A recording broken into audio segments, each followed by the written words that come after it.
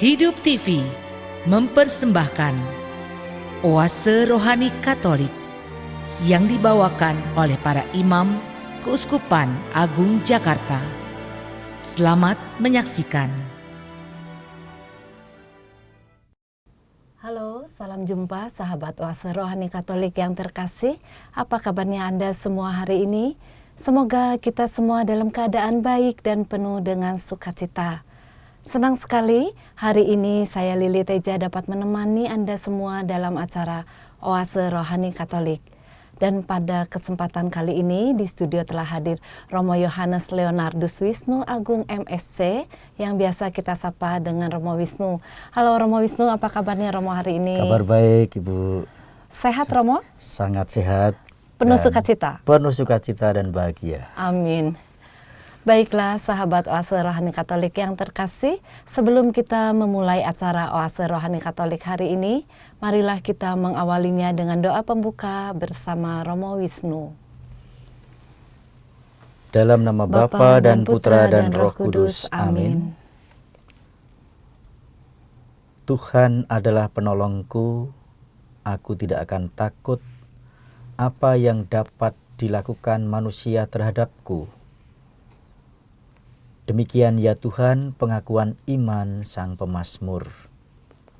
Semoga kami tidak menjauh daripadamu, supaya kami tetap hidup dan dapat memperkembangkan apa yang sudah Engkau karuniakan kepadamu, agar hidup kami semakin berkenan padamu dan menyukakan hati banyak orang.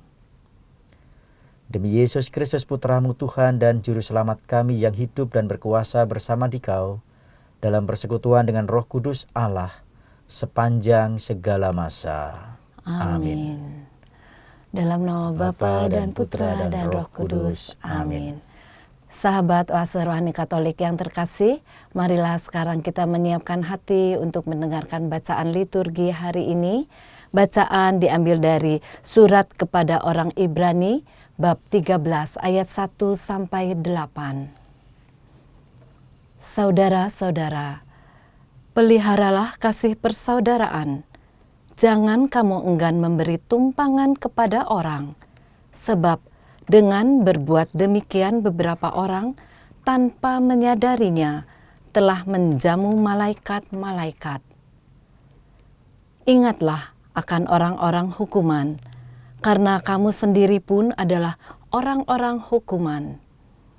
Ingatlah akan orang-orang yang diperlakukan sewenang-wenang, karena kamu sendiri masih hidup di dunia ini. Hendaklah kamu semua penuh hormat terhadap perkawinan, dan janganlah kamu mencemarkan tempat tidur, sebab orang-orang sundal dan pezina akan dihakimi Allah. Janganlah kamu menjadi hamba uang, tetapi cukupkanlah dirimu dengan apa yang ada padamu. Karena Allah telah berfirman, Aku sekali-kali tidak akan membiarkan engkau, dan aku sekali-kali tidak akan meninggalkan engkau. Sebab itu, dengan yakin kita dapat berkata, Tuhan adalah penolongku. Aku tidak akan takut. Apakah yang dapat dilakukan manusia terhadap aku? Ingatlah akan pemimpin-pemimpinmu yang telah menyampaikan sabda Allah kepadamu.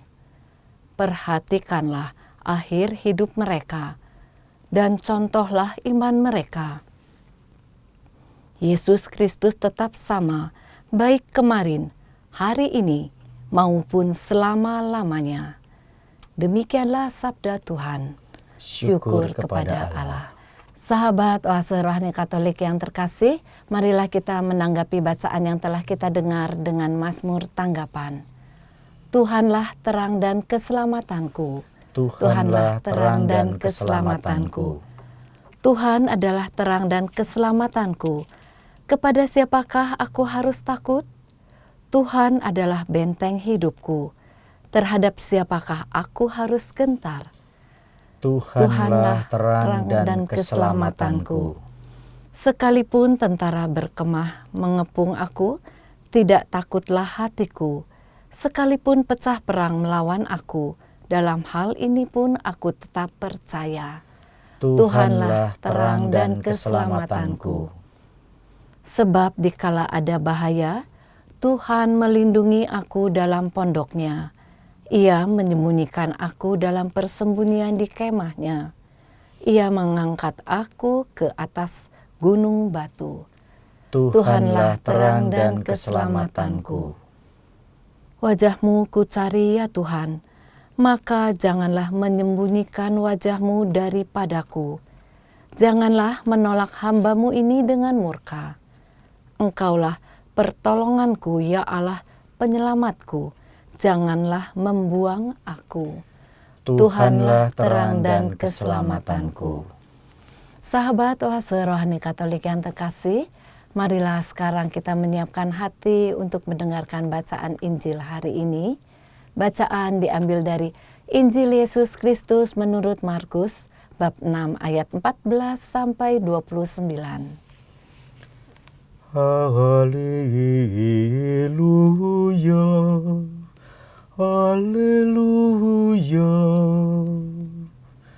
haleluya, haleluya.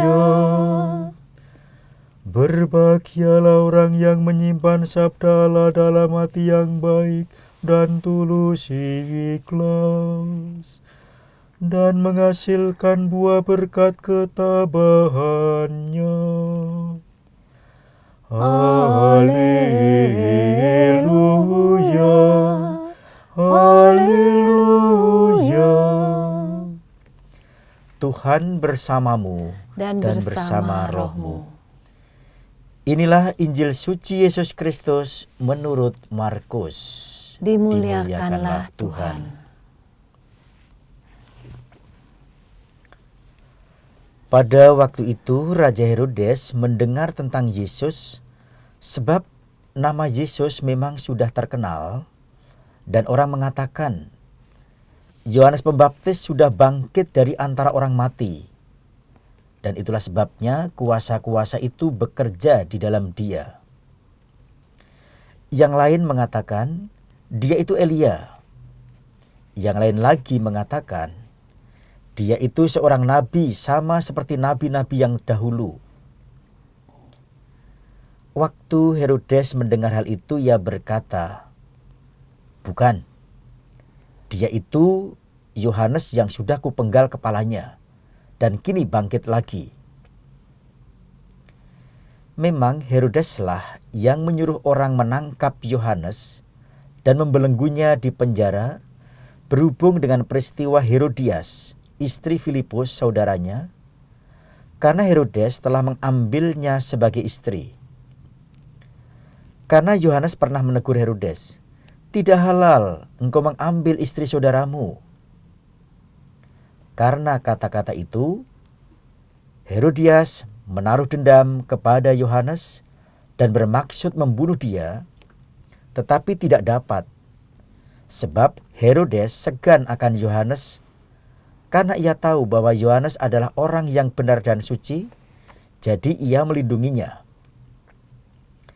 Tetapi setiap kali mendengar Yohanes, hati Herodes selalu terombang-ambing. Namun ia merasa senang juga mendengarkan dia. Akhirnya tiba juga kesempatan yang baik bagi Herodias ketika Herodes pada hari ulang tahunnya mengadakan perjamuan untuk para pembesar, para perwira, dan orang-orang terkemuka di Galilea. Pada waktu itu putri Herodias tampil lalu menari, dan ia menyukakan hati Herodes serta tamu-tamunya. Maka raja berkata kepada gadis itu, mintalah daripadaku apa saja yang kau ingini, maka akan kuberikan kepadamu. Lalu Herodes bersumpah kepadanya, apa saja yang kau minta akan kuberikan kepadamu, sekalipun itu setengah dari kerajaanku.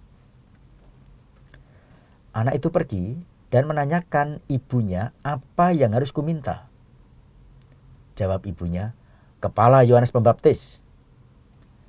Maka cepat-cepat ia pergi kepada raja dan meminta, "Aku mau supaya sekarang juga engkau berikan kepadaku kepala Yohanes Pembaptis dalam sebuah talam."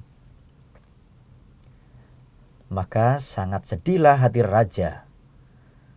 Tetapi karena sumpahnya dan karena segan terhadap tamu-tamunya, ia tidak mau menolaknya. Raja segera menyuruh seorang pengawal dengan perintah supaya mengambil kepala Yohanes. Orang itu pergi dan memenggal kepala Yohanes di penjara. Ia membawa kepala itu dalam sebuah talam dan memberikannya kepada gadis itu, dan gadis itu memberikannya pula kepada ibunya. Ketika murid-murid Yohanes mendengar hal itu, mereka datang dan mengambil mayatnya, lalu membaringkannya dalam kubur. Demikianlah Injil Tuhan. Terpujilah Kristus. Sahabat Oase Rohani Katolik yang terkasih, baru saja kita mendengarkan bacaan Injil hari ini. Romo Wisnu, kabar sukacita atau inspirasi apa yang dapat Romo sampaikan pada hari ini, Romo? Sahabat Oase Rohani yang terkasih, bacaan pertama dari surat kepada orang Ibrani. Nah, surat kepada orang Ibrani sekedar latar belakang sedikit saja. Bahwa surat itu adalah surat yang pertama sekali dikirimkan kepada orang-orang Yahudi yang sudah menjadi Kristen. Tetapi kita tahu orang Yahudi itu sangat fanatik terhadap agama Sion, dan mereka menolak Yesus sebagai Mesias, Yesus sebagai Tuhan.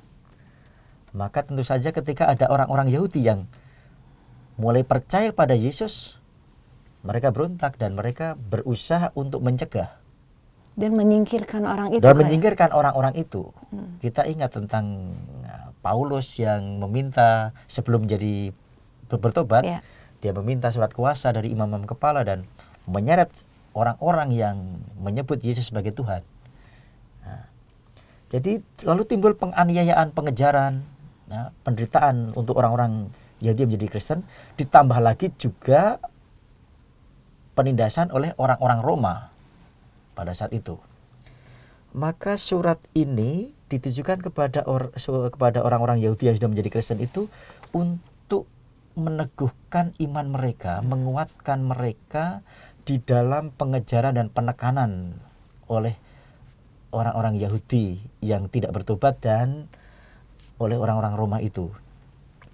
Karena itu dalam surat ini juga disampaikan tentang kesempurnaan Kristus sebagai jalan keselamatan dan kehidupan. Maksudnya apa itu, Romo? Ya, bahwa Yesus itu sungguh pernyataan kasih Allah yang menyertai manusia sampai berkorban, sampai mati mempersembahkan dirinya. Menjadi imam, mempersembahkan dirinya, bukan korban sembelihan seperti perjanjian lama, tetapi dirinya sendiri yang menjadi korban persembahan itu. Dan itu korban itu untuk menyelamatkan semua orang itu. Jadi Yesus adalah satu-satunya korban keselamatan, jalan keselamatan dan kehidupan, supaya orang-orang Yahudi yang sudah menjadi Kristen yang terombang-ambing, karena mereka pun tentu masih terus kemudian dengan penekanan dan tekanan-tekanan dan ancaman seperti itu, pengejaran dan penganiayaan yang timbul, bukan tidak mungkin mempertimbangkan mau balik lagi ke, jadi galau ya, Romo. Galau, gelisah, sampai timbulnya surat ini. Itulah latar belakang dari sedikit latar belakang dari surat kepada orang Ibrani ini. Yaitu orang-orang Yahudi yang sudah bertobat menjadi Kristen. Nah, dalam perikop yang tadi kita dengarkan itu diawali peliharalah kasih persaudaraan. Nah, saya kira maksudnya jelas, supaya orang-orang yang menjadi Kristen itu, yang teraniaya itu, memegang prinsip kasih persaudaraan itu.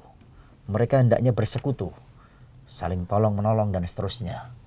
Itu. Dan kasih persaudaraan itu ada perwujudannya tentu.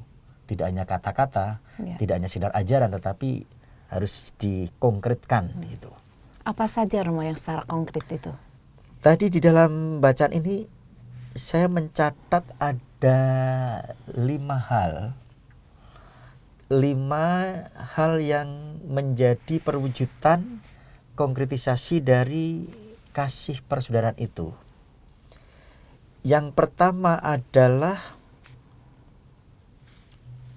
jangan segan memberi tumpangan kepada orang yang membutuhkan, kepada orang asing.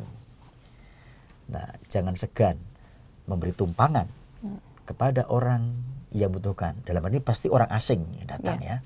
Gitu.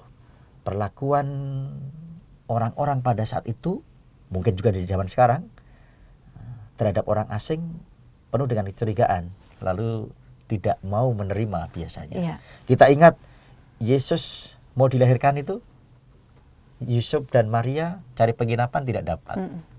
Ya, apapun alasannya.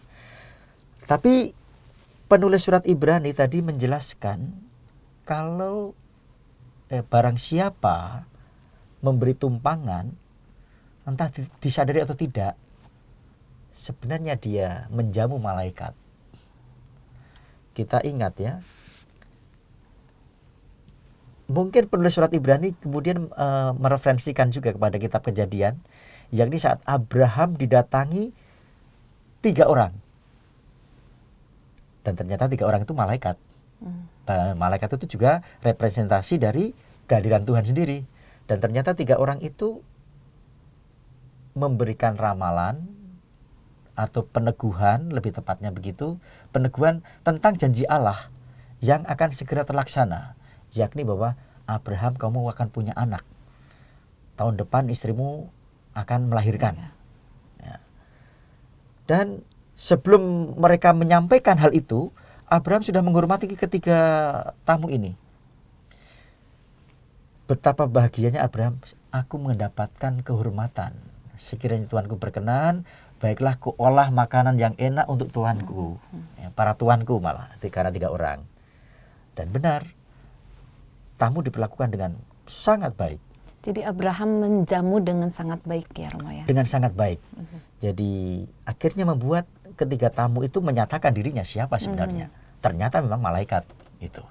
Nah, kemudian penulis surat Ibrani tadi juga rupanya mereferensikan ke kisah-kisah dalam perjanjian lama itu, bahwa kalau kamu beri tumpangan, tidak segan beri tumpangan, tanpa disadari sebenarnya kamu menjamu malaikat. Kalau ditanya, mau nggak kamu menjamu malaikat, didatangi malaikat? Oh, pasti senang sekali. Pasti mau kalau kita sudah tahu sebelumnya bahwa itu malaikat ya Romo ya. Jadi itu penghormatan kepada orang asing itu menjadi perwujudan kasih yang pertama, saya kira. Itu. Nah, yang kedua, ada 2 hal tadi disebut. Berempati kepada orang-orang hukuman. Dan penulis surat Ibrani mengatakan, kamu pun juga orang-orang hukuman. Ya. Tidak dijelaskan apa itu, tapi hukuman yang dimaksud saya kira bagi kita itu orang-orang berdosa. Yang setiap saat karena kedosaan kita pantas mendapatkan hukuman itu. Sehingga kalau ada orang-orang hukuman, ya jangan dibiarkan, tetapi coba kita berempati. Empati di sini bukan hanya perasaan simpati kasihan, aduh kasihan kok di penjara ya gitu. Tapi tidak pernah menengok misalnya. Ini sama dengan saya kira yang digambarkan oleh pengadilan terakhir yang ditulis oleh penginjil Matius. Ketika aku ada di dalam penjara, engkau mengunjungi aku. Jadi kita diajak untuk berempati kepada orang-orang hukuman. Dan juga yang kedua, yang mereka diperlakukan sewenang-wenang. Alasannya karena kita masih hidup di dalam dunia ini, perlakuan sewenang-wenang itu bisa menimpa siapapun. Ya. Saya kira kita juga bisa kalau dalam alasan apapun, entah alasan minoritas, entah alasan tidak punya apa-apa, ya. Terus kemudian diperlakukan semenang-menang, siapa tahu satu saat menimpa kita. Betul. Maka kita diminta untuk berempati juga kepada orang-orang yang diperlakukan semenang-menang. Lalu yang ketiga, kasih persaudaraan itu ditujukan pada hidup berkeluarga. Hormatilah keluargamu, hormatilah hidup keluarga. Jangan cemari tempat tidur. Dikatakan tadi, pezina dan pesundal sudah mendapat penghakiman dari Allah. Jadi kasih persaudaraan itu hendaknya diwujudkan dalam keluarga, dan kasih persaudaraan itu memandang keluarga itu suci dan kudus, mulia, yang tidak boleh dicemari. Saya kira suami hendaknya menghormati istrinya dalam cinta, sebaliknya sang istri juga mencintai suaminya dengan penuh ketaatan, seperti juga disampaikan oleh Paulus kepada jemaat di Efesus. Hai suami, kasihlah istrimu seperti Kristus mengasihi jemaat. Tapi sebelumnya dikatakan, hai para istri, tunduklah kepada suamimu seperti tunduk kepada Kristus. Nah, seperti itu. Jadi kalau mereka saling memandang dengan penuh kasih seperti yang digambarkan dalam kitab Kejadian, saat Adam berkata tentang Hawa, ketika si Hawa itu ditempatkan di sisi Adam, Adam berkata, ini dia tulang dari tulangku, daging dari dagingku. Engkau akan kunamakan perempuan. Maksudnya adalah, saya kira dalam bahasa sederhana, hei, kamu tulangku sendiri loh, kamu dagingku sendiri, kemana saja, jangan menjauh daripadaku. Jadi itu satu penghormatan seorang suami yang diwakili oleh Adam itu, bahwa istri ternyata adalah hidupnya sendiri, ya, tanpa tulang dan daging kita tidak punya apa-apa, tidak berdaya sama sekali. Nah, seperti itu. Jadi bagian dari hidupnya gitu ya. Bagian dari hidup yang tidak bisa terpisah sebenarnya. Gitu. Tapi bagaimana Romo sekarang kalau kita melihat ya Romo, pada kenyataannya sekarang ini banyak sekali terjadi perceraian, Romo.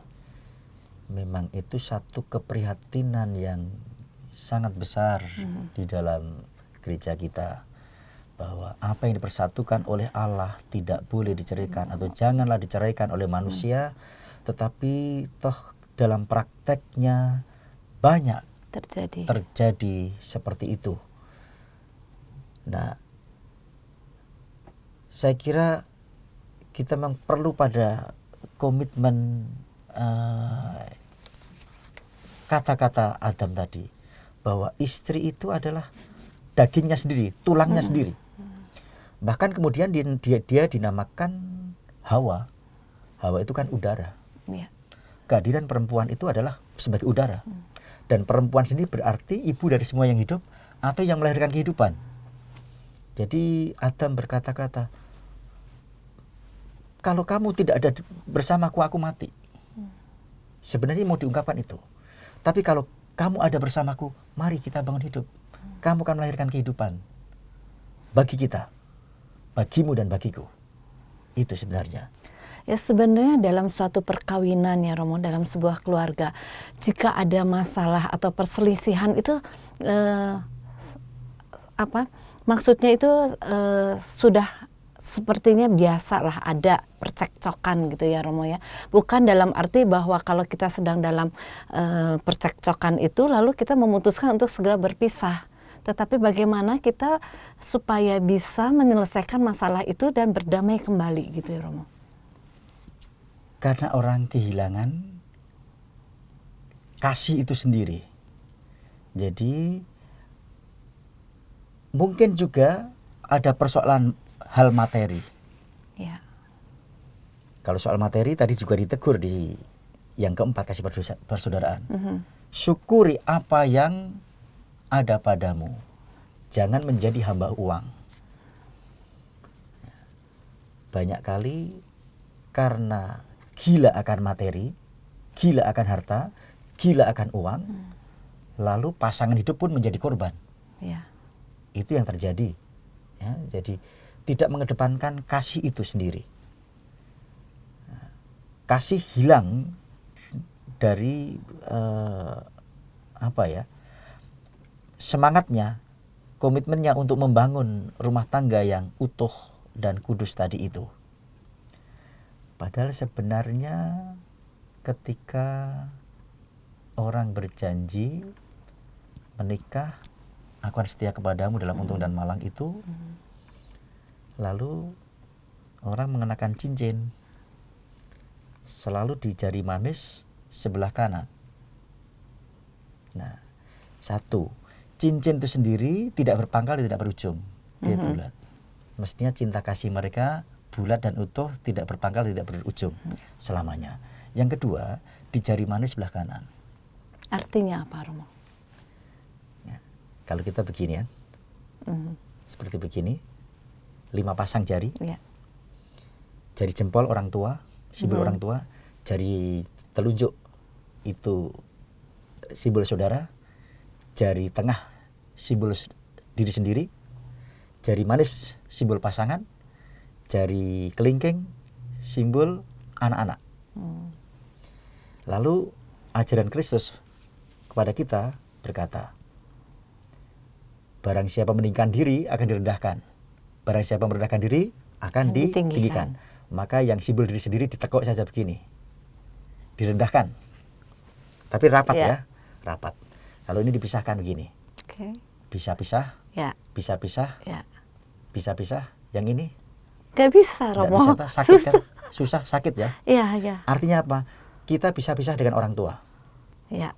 Kita bisa pisah dengan saudara. Kita bisa pisah dengan anak. Tapi pisah dengan pasangan itu sakit.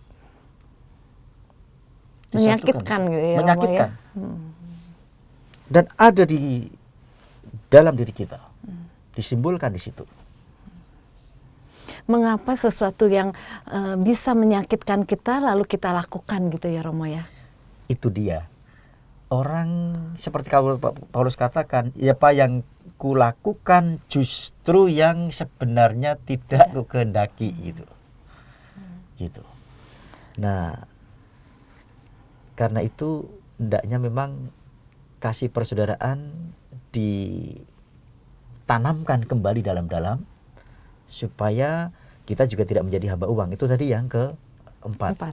Yang kelima, meneladani iman dan para pemimpin. Artinya penulis surat Ibrani, teladanilah para pemimpinmu yang telah mengajarkan segala sesuatu tentang kasih, tentang persaudaraan, ya, tentang Yesus Kristus. Mereka telah juga mengorbankan hidupnya, tidak menjadi hamba uang. Mereka rela mengorbankan apapun demi iman itu akan Yesus Kristus. Karena itu inilah yang kelima, supaya orang ingat akan kata-kata, ajaran-ajaran, bahkan teladan lewat contoh-contoh hidup para pemimpin yang waktu itu sungguh punya dedikasi yang luar biasa mengajarkan tentang iman. Inilah saya kira apa yang pesan-pesan yang disampaikan di dalam surat kepada orang Ibrani ini. Ya, kiranya kita sebagai umat Kristiani dapat menjaga kasih persaudaraan yang selalu kita dapat pelihara dengan baik ya, Romo ya. Baik, Ibu ya.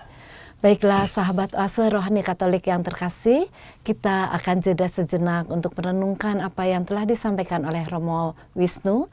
Kita akan jumpa kembali dalam sesi yang kedua dalam acara yang sama, Oase Rohani Katolik. Hidup TV mempersembahkan Oase Rohani Katolik yang dibawakan oleh para imam Keuskupan Agung Jakarta. Selamat menyaksikan. Halo sahabat Oase Rohani Katolik yang terkasih, jumpa kembali kita dalam acara Oase Rohani Katolik di sesi yang kedua. Anda masih ditemani oleh Romo Yohanes Leonardus Wisnu Agung MSC yang biasa kita sapa dengan Romo Wisnu dan saya Lili Teja. Romo Wisnu, di sesi yang kedua ini sebelumnya Romo berkenan untuk mengulang sedikit Romo apa yang telah disampaikan dari sesi yang pertama tadi. Dalam surat kepada orang Ibrani yang telah kita dengarkan tadi, ada nasihat-nasihat praktis tentang kasih persaudaraan yang hendaknya selalu dipelihara oleh orang-orang Kristiani. Nah, tadi saya menjabarkannya ada 5 hal. Yang pertama, hendaknya orang-orang Kristiani itu tidak segan memberi tumpangan. Yang kedua, hendaknya setiap orang Kristen itu juga punya empati terhadap orang-orang hukuman yang ada di dalam penjara dan juga yang diperlakukan sewenang-wenang. Setiap orang Kristen juga diminta untuk menjaga kesucian, keluhuran, kemuliaan hidup berkeluarga. Apalagi sebagai orang Katolik, keluarga diangkat ke dalam martabat sakramen, tanda kasih Kristus kepada gereja dan dunia yang tidak mengenal putus. Dan juga setiap orang Kristiani hendaknya bergantung total kepada Allah dan tidak menjadi hamba uang. Cukup dengan apa yang dikaruniakan kepada Tuhan, karena Tuhan selalu menyertai dan selalu menolong apapun kesulitan kita. Dan hendaknya kita meneladani para pemimpin rohani kita. Tapi hendaknya juga para pemimpin memang mengajarkan hal yang baik, hal yang berkenan pada Tuhan, hal yang meneguhkan iman. Saya kira itu penjabaran mengenai kasih persaudaraan yang hendaknya ada pada setiap orang Kristen. Baik, terima kasih Romo. Nah sekarang Romo, inspirasi apa yang dapat disampaikan dari bacaan Injil kita hari ini dari Injil Yesus Kristus menurut Markus bab 6 ayat 14-29. Nah, Injil hari ini berbicara tentang tragedi ulang tahunnya Herodes. Ya. Di satu sisi Herodes sedang bersukacita, berpesta pora, penuh canda dan tawa, makan enak, tari-tarian, tonton, ya. Tetapi ternyata berujung pada pembunuhan. Ini ironi, tragedi ulang tahun menurut saya. Dan ini kebalikan dari apa yang diwartakan, dinasihatkan kepada kita tentang kasih persaudaraan. Justru di dalam Injil ini tadi kita melihat tokoh-tokoh yang aktif diceritakan 3 dalam satu keluarga. Herodes, lalu istrinya bernama Herodias, dan putri Herodias, Salome. Dan ini putri ini saya kira dari suaminya yang sah, yaitu Filipus. Itu. Nah, ternyata ketiga pribadi ini semuanya, karakternya negatif. Yang tidak ada kasih di dalamnya sama sekali. Mungkin yang sebenarnya paling tanda petik ya masih ini ya, mending itu hanya Herodes. Maka apa mending? Karena Herodes itu masih menaruh segan terhadap Yohanes. Itu dikatakan tadi itu. Dia tidak ingin membunuhnya, tetapi cukup membelenggunya di penjara. Itu. Dan dia masih suka mendengarkan kalau Yohanes itu berkhotbah. Itu. Nah, tapi ya apapun yang terjadi, pembunuhan, pemenggalan kepala terhadap Yohanes ini ya konspirasi dari 3 orang ini. Itu. Tidak ada kasih sama sekali, Yang ada hanyalah, kalau saya mungkin bahasakan, 3 hal: sakit hati, congkak hati, dan tidak berhati-hati. Sakit hati, congkak hati, dan tidak berhati-hati. Ya. Sakit hati. Sakit hati itu jelas sekali ditunjukkan, yang paling sakit hati adalah Herodias. Herodes mungkin juga sakit hati, tapi tidak setajam, tidak sebesar Herodias. Sakit hati bermula dari ketika Herodes mengambil Herodias, yang sebenarnya masih istri sah dari Filipus, saudara Herodes, diambil sebagai istrinya Herodes. Dan ternyata Herodias mau. Siapa tidak mau jadi permaisuri? Ya, itu dijadikan permaisuri. Jadi gila jabatan juga. Gila ya, jabatan Romo? juga. Nah, disitulah ada gila jabatan, gila harta. Nah, saya kira juga gila uang, ya, sama. Sedangkan Herodes, Yohanes itu dengan jujur, terus terang tentang kebenaran, menegur, mengingatkan sebenarnya.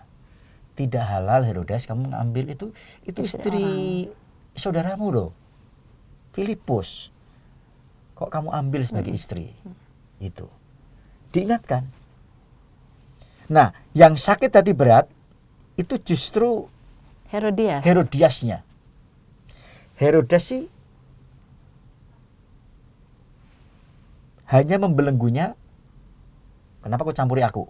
Paling begitu. Terus dipenjarakan. Nah, sedangkan Herodias tadi dikatakan menaruh dendam, bahkan ingin membunuhnya, tetapi tidak pernah punya kesempatan untuk membunuh karena alasannya Herodes masih segan terhadap Yohanes. Tidak bisa. Jadi Herodes tidak mau membunuh. Karena apa? Setiap kali mendengar Yohanes berkata-kata, berkhotbah, hati Herodes terombang-ambing. Sebenarnya benar yang dikatakan dia, itu terombang-ambing. Tapi saya kok, tidak mau meninggalkan kebiasaan lama yang sebenarnya tidak baik itu, gitu loh. Nah, itulah sifat manusia ya, terwakili oleh orang-orang ini sebenarnya. Di satu sisi kalau kita baca kitab suci misalnya, coba kalau adakah seorang ibu kandung melupakan anak kandungnya? Nggak ada. Nggak ada. Aku pun, apalagi aku, tidak akan melupakanmu. Terhadap kata-kata seperti itu kita mungkin menggarisbawahi di stabilo, gitu. Tapi coba kalau dikatakan ampunilah bukan hanya 7 kali, tetapi 70 kali 7 kali. Maaf Tuhan, saya belum bisa. Itu jadi benar sih benar, tetapi saya tidak bisa. Nggak sanggup melakukannya. Nggak sanggup melakukan, merasa nggak sanggup melakukan, terus nggak mau coba. Nah, itu mungkin terombang-ambingnya Herodes begitu. Sebenarnya benar yang dikatakan Yohanes, memang saya nggak halal mengambil istri orang. Tapi mau gimana lagi ya, saya juga suka gitu kan. Nah, lagi-lagi lalu kebenaran ditepiskan oleh egois pribadi itu. Nah, Herodes tidak mau membunuh. Tapi kesempatan bagi Herodias tiba, itu tadi sakit hatinya ya. Nah, sekarang congkak hatinya. Congkak hatinya itu ketika di hari ulang tahun Herodes berpesta pora. Bagaimanapun pesta pora sebenarnya tidak dilarang, tetapi banyak kali pesta pora itu disertai dengan kemabukan, dengan yang diundang hanya pembesar-pembesar, golongan tertentu. itu bagaimanapun menyimbolkan tentang kecongkaan ini. Ya. Nah, kecongkaan lebih diperlihatkan oleh Herodes ketika dia menyaksikan putri Herodias menari. Tariannya pasti tarian erotis lah. Ya. Ya. Dan itu menyukakan hati banyak orang. Lalu dengan sombongnya Herodes berkata, mintalah apa saja. Bahkan dia bersumpah, apa saja yang kau minta, bahkan sekalipun dari kerajaanku, setengah dari kerajaanku ini, ku berikan kepadamu. Inilah kecongkaannya. Congkak hati. Tetapi juga hal yang ketiga tadi, tidak hati-hati. Dengan bersumpah seperti itu, dia tidak memikirkan akibatnya, tidak memikirkan bahwa bukan hanya hal yang dilihat, yang dijanjikan, tetapi yang tidak terduga, itu bisa jadi, dan itu bisa menghancurkan semuanya. Dan itu terjadi. Dan itu terjadi. Ternyata benar, si putri Herodias yang dijanjikan itu, nah ini konyolnya, sudah dewasa tidak bisa memutuskan sendiri. Lalu konsultasi dengan mamanya. Apa yang harus ku minta? Saya dapat hadiah seperti ini. Tapi sudah terserah mama. Padahal hadiah itu milik dia. Tapi karena dia tidak memutuskan, lalu dia bertanya kepada mamanya, dan mamanya yang sudah menaruh dendam dalam kesombongannya, kecongkaannya sekalian, dia katakan, kepala Yohanes Pembaptis, tidak tanggung-tanggung. Dia mendapatkan kesempatan yang sangat tepat ya. Sangat tepat di hari itu. Lalu, nah ini yang konyolnya, bahwa si anak yang sudah dewasa itu juga langsung mengiyakan. Begitu kepala Yohanes, lihat tadi dikatakan, cepat-cepat segera datang kepada Herodes. Langsung dia tidak minta ini dan tidak minta itu, langsung kepala Yohanes Pembaptis sekarang juga di sebuah talam lah itu lagi. Itu kan konyol, dan itu bermula dari rasa congkaknya Herodes dan Herodias, sekaligus juga ketidakhati-hatian dalam berkata-kata oleh Herodes, lalu menjadikan semuanya hancur. Di sini saya bisa melihat ya Romo, bagaimana kita sebagai orang tua harusnya kita bisa mendidik anak kita dengan baik ya Romo. Ya, tapi di sini kita bisa melihat bahwa Herodias itu tidak mendidik anaknya dengan baik. Dan hanya dipengaruhi oleh dendamnya. Ya. Dendamnya yang akibat gila jabatan, gila harta, dan ya gila ingin hal balas yang dunia, dendam, ingin balas juga, dendam ya? itu. Sehingga sudah tertutup untuk membina anak yang semestinya diarahkan kepada yang baik, tapi ya sudah malah dipakai untuk permainan dendamnya itu. Romo, sehubungan dengan permenungan kita hari ini ya Romo ya, dari contoh dari Herodias yang mengajarkan secara tidak langsung ya Romo ya, kepada anaknya itu mengajarkan sesuatu yang tidak baik. Romo bisa menghimbau kepada para orang tua sekarang Romo, bagaimana supaya kita bisa mendidik anak kita itu dengan lebih baik lagi. Ya, dikatakan juga kan, ini berkaitan dengan kesucian hidup berkeluarga tadi itu, bukan hanya suami istri, tetapi kalau sudah ada anak ya, hubungan orang tua dengan anak-anak. Karena juga Paulus kepada jemaat di Efesus ya, di bab 5 itu menyatakan, hei para orang tua, ya, kasihlah anak-anakmu, lalu anak-anak supaya taat kepada orang tuanya, ya, dengan teladan-teladannya. Bagaimanapun anak-anak ada karena orang tua itu. Nah, karena hidup berkeluarga itu sudah diangkat ke dalam martabat sakramen ini. Sakramen berarti tanda dan sarana kehadiran Kristus yang menyelamatkan itu. Jadi orang tua memang hendaknya memperlakukan anak sebagai karunia dari Tuhan sendiri. yang harusnya disyukuri. Dan kalau dengan rasa syukur menerima anak, tentu juga akan membinanya juga sesuai dengan apa yang dikehendaki oleh Tuhan, agar di dalam rumah tangga itu suami dan istri bisa bersatu, lalu anak-anak bisa tumbuh dan berkembang secara integral, terpadu, perkembangan budi pekertinya menjadi baik, tutur katanya juga baik, menjadi anak-anak yang jujur, patuh, dan orang tua juga menciptakan rasa aman, lalu juga mengajarkan tentang kasih.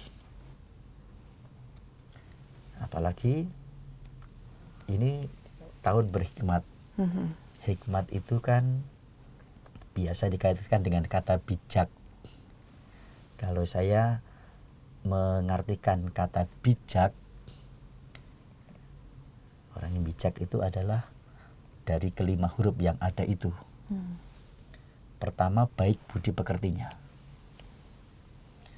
Orang yang baik budi pekertinya itu akan selalu berpikir positif tentang orang lain. Ya. Tidak mudah curiga, tetapi pikirannya selalu positif. Nah, saya dipanggil untuk misa hari ulang tahun perkawinan ke-60. Ulang tahun perkawinan ke-60. Berarti usianya sudah lanjut 80. usia? 80. Ya, 80 tahunan. Karena usia muda mereka sudah Ya. nikah, jadi 80, 82 dan 80 waktu itu. Nah, waktu saya tanya, Opa, Oma, luar biasa itu 60 tahun perkawinan. Bahagia sekali, cucunya banyak, semua bahagia. Anak-anaknya semua datang. Apa rahasianya? Lalu saya disodorkan 2 album foto-foto. Saya buka-buka, isinya luar biasa. Tidak ada foto pribadi. Di mana ada opa, di situ ada oma. Dalam kegiatan apapun. Oh, maksudnya jelas ini. Mereka selalu sehati sejiwa, sepikir, seperasaan, sepenanggungan, ya, membina rumah tangga itu. Tidak ada foto pribadi, berarti tidak mengedepankan egoisme. Selalu bersama. Lalu pada kesempatan homili, saya minta sharing. Yang saya ingat adalah sharing dari si oma. Omanya bersharing begini. Saya selalu berdoa untuk suami saya. Karena waktu masih bekerja dia suka keluar. Nah, saya lalu berdoanya begini. Tuhan, kalau di dalam rumah, dia milikku. Kalau di luar rumah, dia milikmu. Jagailah dan lindungilah dia. Luar biasa. Sangat. Dari doa yang singkat ini, saya menangkap bahwa doa itu membuat si oma tidak pernah curiga terhadap suami. Ya. Sekalipun mungkin pernah ada suara-suara sumbang mengenai suaminya, tetapi dia berpikir positif. Dia milikmu Tuhan, kalau di luar rumah, jagailah dan lindungilah. Maka akhirnya benar Tuhan menjagai dan melindungi, dan selamatlah keluarga mereka. Jadi si oma ini menyerahkan semuanya itu kepada Tuhan. Kepada percaya Tuhan. Ya. Percaya. Dan itu membuat dia selalu berpikir positif. Ya. Itulah baik budi pekerti, selalu berpikir positif. Nah, orang yang berpikir positif, selalu berpikir positif. Bagian I, bijak ya. I itu indah tutur katanya. Kalau pikirannya positif, pasti juga kata-katanya indah. Bukan indah dalam arti bisa buat puisi seindah-indah, bukan. Tetapi bahwa kata-kata yang ditujukan kepada orang lain itu mengapresiasi, memuji, meneguhkan. Tidak mencela, tidak memaki. Tidak merendahkan. Tetapi akan, ya tadi, menghormati. Mengeluarkan kata-kata yang positif. Yang positif, meneguhkan. Itu. Suka memuji. Gitu. Lalu C, itu jujur. Cari orang jujur sekarang susah ya. Susah sekali Romo. Itu jujur. Dalam jujur itu kata-katanya juga tidak menipu, perbuatannya tidak mengelabui orang lain, ya. Tetapi apa adanya, mengandung kebenaran, mengandung keaslian, itulah jujur. Nah, orang tua akhirnya mengajarkan pada anaknya yang bijak ini. Baik budi pekerti sudah diajarkan sejak dini, kata-kata indah, suka memuji, tidak mencela, ya, tidak memaki, jujur. Lalu itu aman. Aman itu artinya orang tua hendaknya menciptakan rasa aman kepada anak-anak. Tapi juga suami dan istri merasa aman di dalam rumah tangga itu. Ya, bisa menciptakan rasa aman. Itulah orang bijak yang hendaknya dimiliki oleh setiap orang Kristen, orang tua juga. Dan yang kelima itu kasih. Bukan cinta, tapi kasih. Cinta kasih. Tekanan pada kasih, karena kasih itu berarti memberi, berbagi. Tangannya lu terbuka. Kalau cinta konotasinya pada orang-orang remaja, saling mencinta begitu. Tapi kalau kasih, seperti kalau kita pada anak kecil, kasihkan ke dia, kasih. Nah, kasih itu kan tanda bahwa saya mau berbagi, saya memberi. Dan itu unsur pengorbanan ada di situ. Ada yang sesuatu yang kuberikan kepada seseorang. Maka Ibu Teresa pernah berkata, to love is never to ask, but to give. Jadi kasih itu tidak meminta, apalagi menuntut, tetapi memberi. Nah, itulah bijak. Sangat sulit juga ya Romo ya untuk kita bisa bersikap bijak, tapi kita harus selalu berusaha bagaimana kita bisa melakukan sesuatu itu dengan bijak ya. Ya kalau itu tidak ada, memang kemudian menjadi kaos seperti keluarga Herodes ini tadi itu. Ya, itu benar-benar satu contoh yang mungkin ada juga satu contoh konkret begini. Seorang istri mengeluh pada suaminya, berkata begini, Pak, itu pembantu kita tuh kurang ajar. Kenapa?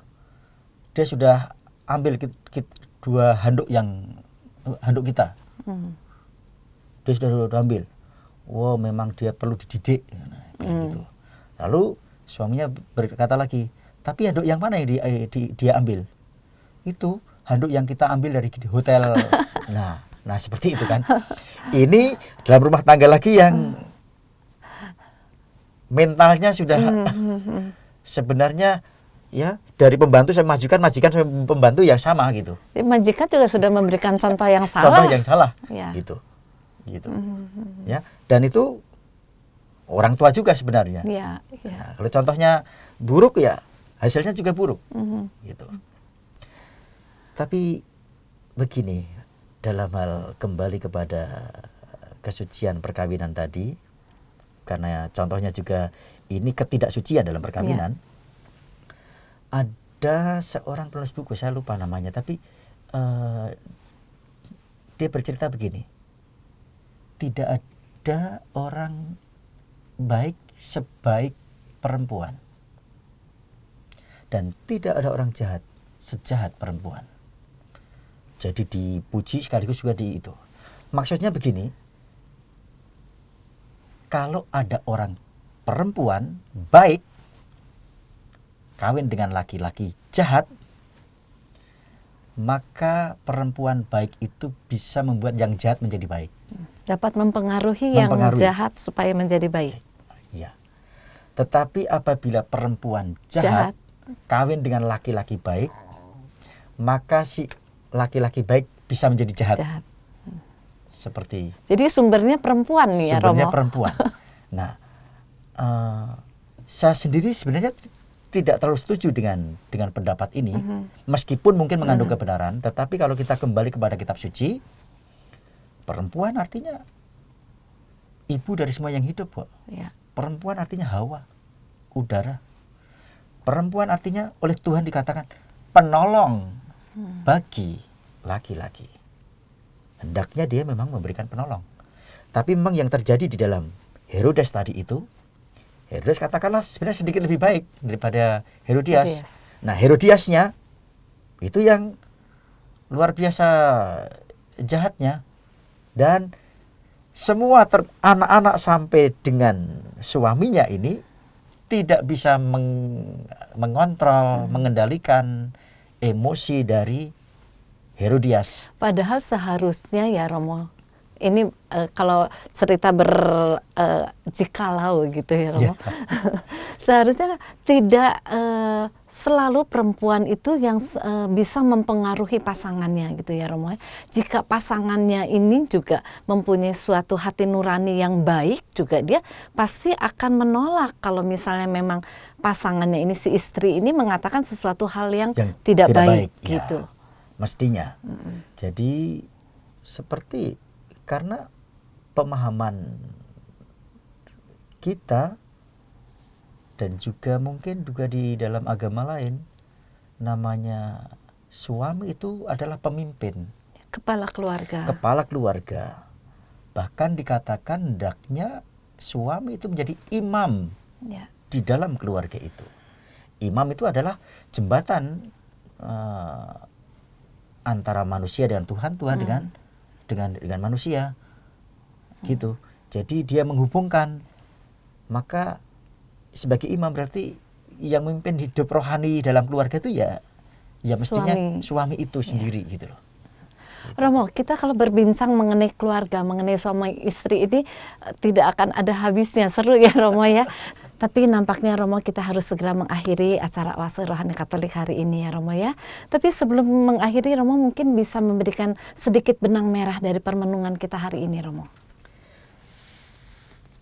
Sahabat Oase Rohani Katolik yang terkasih, dari warta Sabda Tuhan hari ini kita mendapatkan penegasan bahwa hendaknya kita memelihara kasih persaudaraan.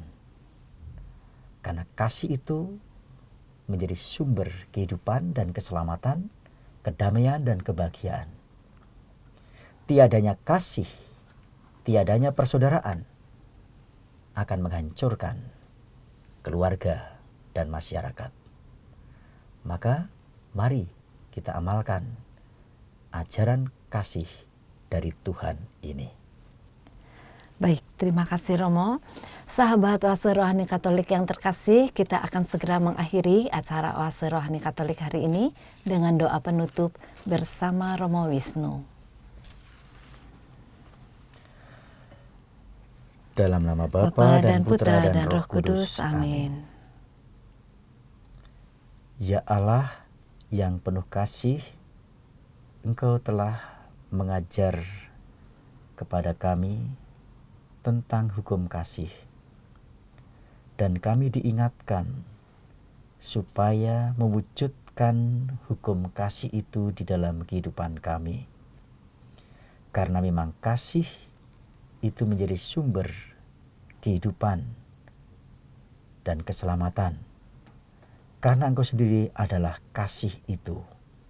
Semoga hidup kami semakin menjadi perkenanan bagi-Mu dan tumbuh menyukakan hati banyak orang. Demi Kristus Tuhan dan Juru Selamat kami. Amin. Amin. Tuhan sertamu dan sertamu juga. Kita sekalian dilindungi, dibimbing dan diberkati oleh Allah yang Maha Kuasa, Bapa dan Putra dan Roh Kudus. Amin. Terima kasih Romo untuk permenungan yang telah disampaikan pada hari ini. Kiranya apa yang telah disampaikan oleh Romo Wisnu dapat memberikan semangat, inspirasi, dan sukacita bagi kita semua. Akhir kata Romo Yohanes Leonardus Wisnu Agung MSc dan saya Lili Teja mohon pamit undur diri. Marilah kita amalkan Pancasila. Kita berhikmat, bangsa bermartabat. Demikianlah oase rohani Katolik yang dibawakan oleh para imam Keuskupan Agung Jakarta. Tuhan memberkati.